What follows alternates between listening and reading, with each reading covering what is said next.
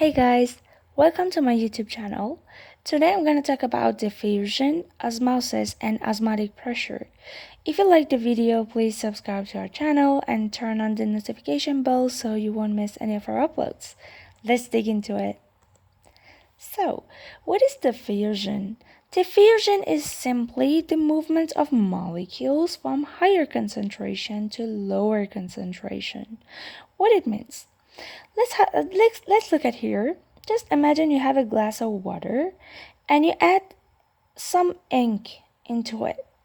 At the beginning, the ink stays here, but after some time, because this is a higher concentration of ink molecule, they touch each other so much.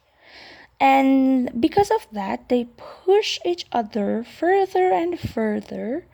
And after some time, you see the ink molecules distributed evenly in water.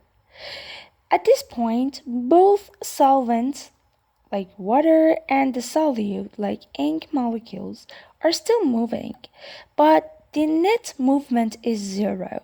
It means when like this molecule goes this way, another molecule comes instead of that molecule. So in general, they are still moving, but the net movement is zero. Osmosis. Just imagine you have a container and you have a semi-permeable membrane.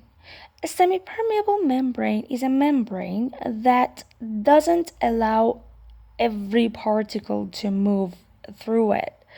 It just allows some particle to go through it. And in this one, because of the pores, as you can see, these are so small to allow the solute to move through it. It just allows the small molecules of water to go through.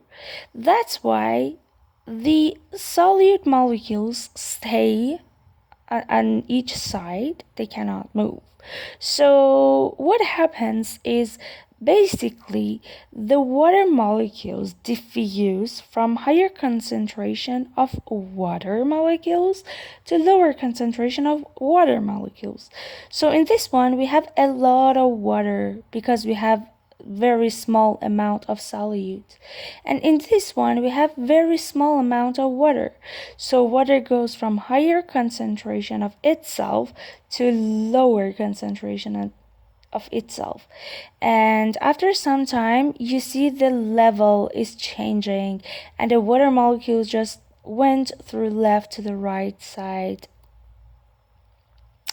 And as you can see, and I said that the solvent can move, but the solid molecules, they don't move, they just stay there. So there is a phenomenon called osmotic pressure. Let's look at this picture here.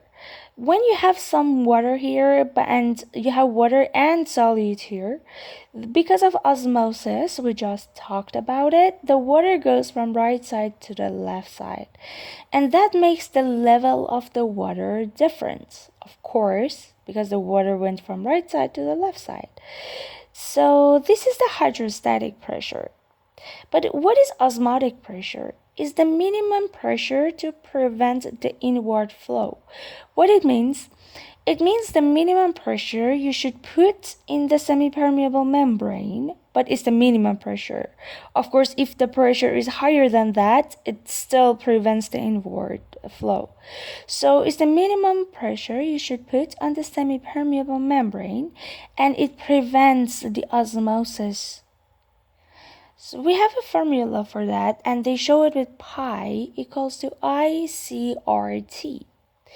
I is dimensionless Venthof index. C is the molar concentration of solute, like here, moles per liter of the solute. How many moles per liter is here? And R is the ideal gas constant, and T is the temperature, and it should be in Kelvin. For colloids, they usually say oncotic pressure instead of osmotic pressure, but it's the same. Like for colloids, they call osmotic pressure of colloids oncotic pressure, and it's really important for the blood. If I think you're gonna hear about it a lot. like in your blood because of the proteins and everything, the other substances, mostly proteins. The osmotic pressure called oncotic pressure, and it's really important. So what is Venthof index? Let's look at this example. Just imagine you have NaCl, and after you put it in water, you're gonna get Na plus and Cl minus. So out of one molecule of NaCl, you get two molecules. But if you add glucose into water, just imagine you add one molecule of glucose into the water, you get still one molecule. It doesn't dissociate or anything. So the Van Hoff index is 2 here, but here is 1. It means out of one molecule of your substance, how many molecules you get. So here we get 2 from one molecule, and here we have 1 molecule from one molecule. This is Van Hoff index. So let's look at an example here. Just imagine you have 1 molar NaCl at 25 degrees of Celsius. What is the osmotic pressure? Pi. So for NaCl, as we saw, the Venthof index is 2 because out of one molecule we get 2 molecules, so it's 2. And the concentration, molar concentration, is 1 mole per liter, so 1. And the ideal gas constant, this number, is just a constant, so it doesn't get changed.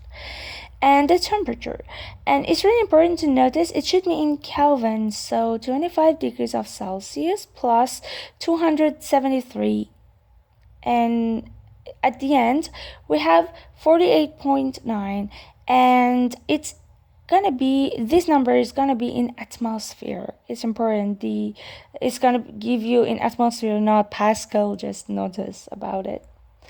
Okay, that's it for today. Thank you. Bye.